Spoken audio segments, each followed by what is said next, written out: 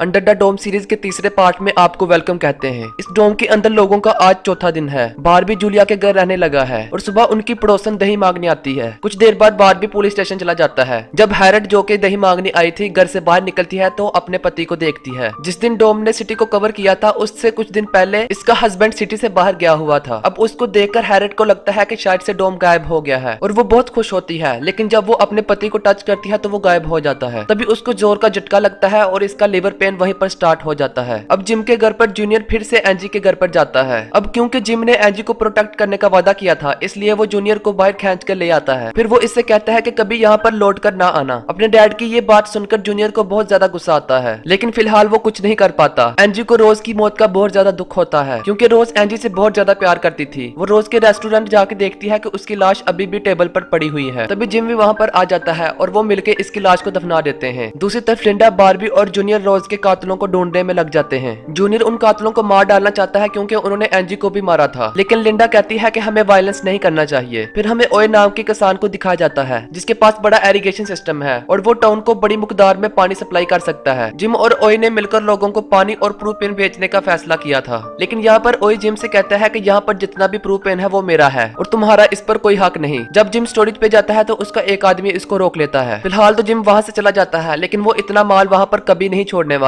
दूसरी तरफ जोई और नोरी डोम के साथ कनेक्ट करने की कोशिश करते हैं। जोई की थ्योरी ये है कि इस डोम के बाहर इलेक्ट्रॉन्स हैं, लेकिन इसका मेन पार्ट जो कि न्यूक्लियस है वो बीच में होगा। दोनों न्यूक्लियस की तलाश में खेतों के बीच पहुंचते हैं। इनके साथ एक कुत्ता भी होता है। जब वो डोम के बिल्कुल बीच में पहुंचते हैं तो कुत्ता डर के भाग जाता है। दूसरी तरफ जूलिया हैरट को हॉस्पिटल लेकर जा रही होती है कि थोड़ा आगे जाने के बाद रोज के कातिल इनको रोक लेते हैं। वो इनका सारे का सारा फ्यूल चुराने की कोशिश करते हैं। हैरट दर्द के मारे चिल्लाती है, लेकिन उनको कोई असर नहीं होता। तभी बारबी वहाँ पर आ जाता है और इनको भगा देता है। फिर वो हैरट को जोई के घर लेकर जाते हैं जहाँ अब एलिस रहने लगी है। असल में टाउन में अब एलिस ही एक डॉक्टर बची है, इसलिए हॉस्पिटल जाने के बजाय वो हैरट को इधर ले आते हैं। अब यहाँ पर एलिस और कैलोडेन हैरट की डिलीवरी में मदद करती है। दूसरी तरफ जोई और नोरी डोम के सेंटर में पहुंचते हैं तो देखते हैं वहाँ पर एक छोटा डोम होता है जिसके अंदर एक काला अंडा होता है। जब वो छोटे डोम को छूते हैं तो एलिस उनके सामने आती है, लेकिन जो ही वो हाथ हटाते हैं तो एलिस गायब हो जाती है। नोरी को लगता है कि उसकी माँ मुसीबत में है, इसलिए वो जल्दी से घर भाग जाती है। दूसरी तरफ ओए जो के किसान था जिम से मिलता है और इससे कहता है कि मैं तुम्हें मना नहीं करना चाहता था, लेकिन इस टाउन के लोग मुझे तुमसे कमतर समझते हैं, इसलिए मैं उनको बताना चाहता हूँ कि मैं भी उतना ही पावरफुल हूँ। मेरे इरिगेशन सिस्टम के बगैर उनको पीने के लिए पानी नहीं मिलेगा। दूसरी तरफ लिंडा और जूनियर उन गुंडों को अरेस्ट करने वाले होते हैं, लेकिन जब वो गुंडे इन पर शूट करते हैं तो मजबूरन लिंडा एक गुंडे को शूट कर देती है। दूसरा गुंडा अपनी जान की भीख मांगता है, लेकिन यहाँ पर जूनियर इसको भी मार देता है। यहाँ हैरट एक लड़के को जन्म देती है और उसका नाम एलिस रखती है क्योंकि एलिस के बगैर इसकी डिलीवरी पॉसिबल नहीं थी। तभी वहाँ पर एलिस को हार्ट अटैक आ जाता है। अब रात को प्रोपेन स्टोरेज का गार्ड ट्रक में प्रोपेन रख रहा होता है। तभी जिम इस पर एम करके इसको शूट करता है, जिसकी वजह से ट्रक फट जाता है और ये आदमी मारा जाता है। नोरी घर आकर अपनी माँ की हालत देखकर बड़ी परेशान हो जाती है। जोई एक हफ्ते के बाद अपनी बहन को देखकर बहुत ज्यादा खुश होती है, लेकिन तभी एलिस अपनी आखिरी सांस लेती है और उसकी डेथ हो जाती है। अब नोरी अपनी सेकंड माँ का गम सह नहीं पाती और रोते हुए डोम से कहती है कि मेरी माँ को लुटा दो। अगली सुबह बारबी एलिस की बॉडी को दफनाने के लिए एक खड्डा खोदता है। दूसरी तरफ रोज की डेथ के बाद एंजी इसके रेस्टोरेंट को चलाना चाहती है क्योंकि जिम इस जगह का ओनर है और वो इस जगह को एंजी को बेच देता है। फिर जिम ओई के पास मदद के लिए जाता है क्योंकि पूरे शहर में फूड सप्लाई की कमी है और जिम की मदद के बगैर ये कमी पूरी करना तकरीबन नामुमकिन है। लेकिन जिम से बदला लेने के लिए ओलिव पूरे टाउन के लोगों को भूखा मारने के लिए रेडी हो जाता है। अब जिम लिंडा और बारबी को टाउन की पॉलिसी के बारे में बताता है कि मुश्किल टाइम के दौरान किसी की भी प्रॉपर्टी को जब्त किया जा सकता है, इसलिए वो पुलिस फोर्स से रिक्वेस्ट करता है कि वो ओई के फार्म पर कब्जा कर ले। और जब ये लोग फार्म पर जाते हैं तो वहाँ इनसे कई ज्यादा मजबूत आदमी होते हैं। अब यहाँ पर जूनियर अपने डैड से बदला लेने के लिए ओली के साथ मिल जाता है। पूरी पुलिस फोर्स की नाक ही कट जाती है और वो अपने ऑफिस वापस आ जाते हैं। जो ये जूलिया को अंडे और छोटे डोम के बारे में बताता है। फिर वो दोनों अंडे को देखने जंगल के बीच जाते हैं। इस वक्त अंडा पिंक कलर का चमक रहा होता है। जूलिया उस अंडे को टच करने की कोशिश करती है, लेकिन छोटा डोम उसको प्रोटेक्ट कर रहा होता है। जब जूलिया डोम को टच करती है तो इसे जोई का एक विजन दिखाई देता है जो ये बोल रहा होता है सम्राट का सरताज पहनाया जाएगा। डोम से हाथ हटाते ही वो विजन भी गायब हो जाता है। इस पर जूलिया शॉक्ड हो जाती है और दोनों घर वापस आ जाते हैं। दूसरी तरफ बिग जिम कुछ आदमी इकट्ठे करके ओई पे हमला करवाना चाहता है, लेकिन बारबी इससे कहता है कि ऐसे लोगों को लड़वाना अच्छा नहीं होगा। इससे बेहतर है कि हम ओई के फार्म से पानी की डायरेक्शन को चेंज कर दे।